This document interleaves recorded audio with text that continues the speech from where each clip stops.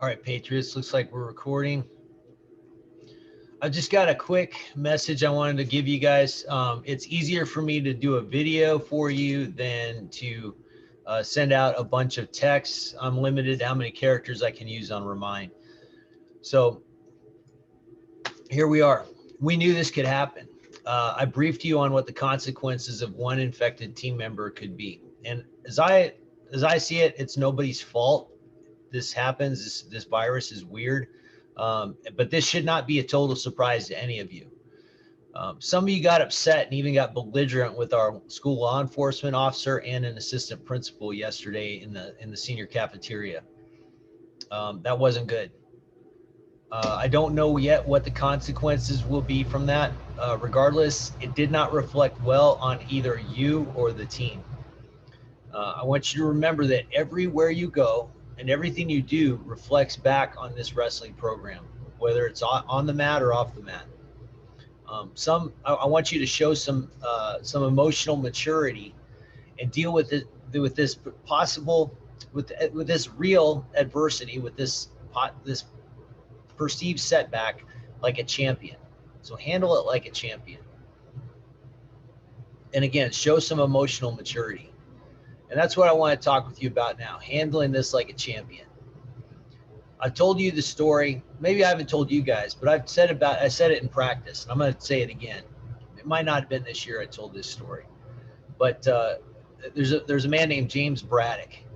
If you haven't heard of him, you can either read the book or watch the movie called Cinderella Man. Braddock was a boxer during the 1920s. When the Depression hit, he broke his right hand in a professional fight. With a broken hand, he couldn't box. To feed his family, he had to work as a day laborer on the docks in New York City, and he wasn't making a lot of money. He had to conceal his injury just to get hired, and he had to conceal that every day. Every day he had to get hired. As he worked, he used his left a lot more than ever before. So he used that left hand a lot more. His left arm and actually the whole left side of his body got stronger than before. In order for him to return to fighting, he had to take a fight where he was not at all favored to win against a man named Max Baer. And this guy had been known to kill at least one opponent in the ring. Braddock managed to win the fight by going the distance with Baer, and he won in a totally unpredicted win by decision. So what's the lesson? A broken hand could have put Braddock out of boxing forever. He could have quit. However, he used that perceived setback as an opportunity to get better in a way that he wouldn't have improved otherwise. And now you have a perceived setback. How are you going to use it? Champions find a way. If you want to be a champion, you will find a way. If not, you're going to find an excuse. Now I want you to stay healthy by having good nutrition. Keep your portions sensible. If you're trying to work a descent plan or at least stay on weight or hover above your weight class at a reasonable level, then don't go crazy. Don't overeat. Take a multivitamin, including plenty of vitamin C and maybe some zinc. We don't know much about this virus, but we do know that if you're unhealthy, you're going to be more susceptible to it. And drink plenty of water. If you are healthy, if you don't have cold and flu symptoms and stuff like that, get some exercise.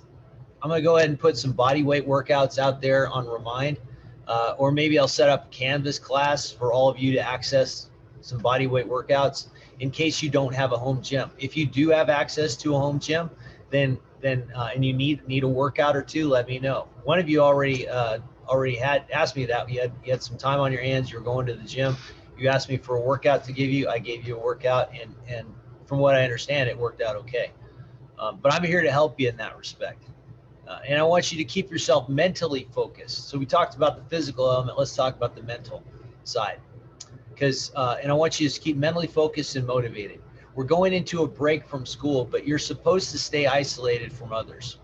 For your mind, I recommend you read a bit. For fun, manage your intake of mental garbage. By that, I'm talking about movies that and shows that don't have any kind of really socially redeeming qualities. Social media can kind of rot your mind a little bit too. I recommend you watch movies with inspiring storylines. I recommend boxing movies like Rocky IV or Cinderella Man. But there are plenty of others as well. There's a good cross-country movie called McFarland USA. There's a good football movie called When the Game Stands Tall. If you run across a good movie, let me know, and I can share it with the team or share it with each other. And I want you to also take some time to spiritually recharge if you're a religious person. Read your Bible and pray if you're a Christian. I can't recommend what other religions can do, but I'm sure you know where you could go for advice for that. You've got some time now to watch some wrestling footage. Practice your stance and motion drills on your own. Again, this perceived setback doesn't need to hurt your season. It just makes your season different. Matt Brown, he was an NCAA champion from Penn State. He was a Mormon missionary for 2 years. So he had 2 years that took a chunk out of his wrestling career, right in the middle of it. And he executed that Mormon missionary trip. And after being gone for 2 years, he finished his college wrestling career. In his last year as a wrestler, he was an NCAA champion. When they asked him how he stayed in shape and stayed fit on his missionary trip, it was actually overseas. He simply said push-ups and sit-ups. That was his answer. So keep your mind fixed on your mission. You still have a wrestling season to finish. February will get here whether you're ready or not. Don't do what you can to make yourself ready. Remember what I said. There are 2 questions you need to ask yourself before every match. I told you guys this before a recent match. You have to ask yourself, 1, have I done everything necessary up until this point to get ready for this match? And 2, am I prepared to do everything necessary in this match to win? If you can answer yes to both those questions, then you're going to be a champion one way or the other. So use the time you have like a champion. A man named Paul from a place called Tarsus once said, "When I was a child, I spoke like a child. I thought like a child.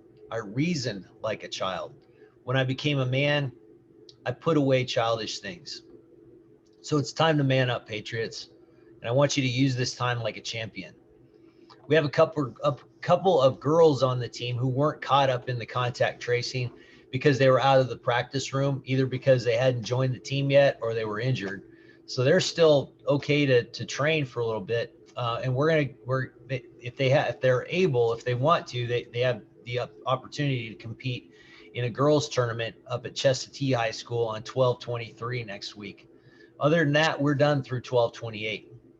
We'll have practice on 12/29, and I have withdrawn us from the Gary Silva tournament on 12/29, since I don't think we'll be ready to compete after 2 weeks off the mat.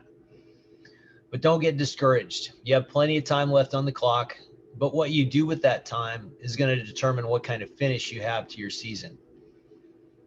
I love you guys. Go Pats, and I'll see you soon.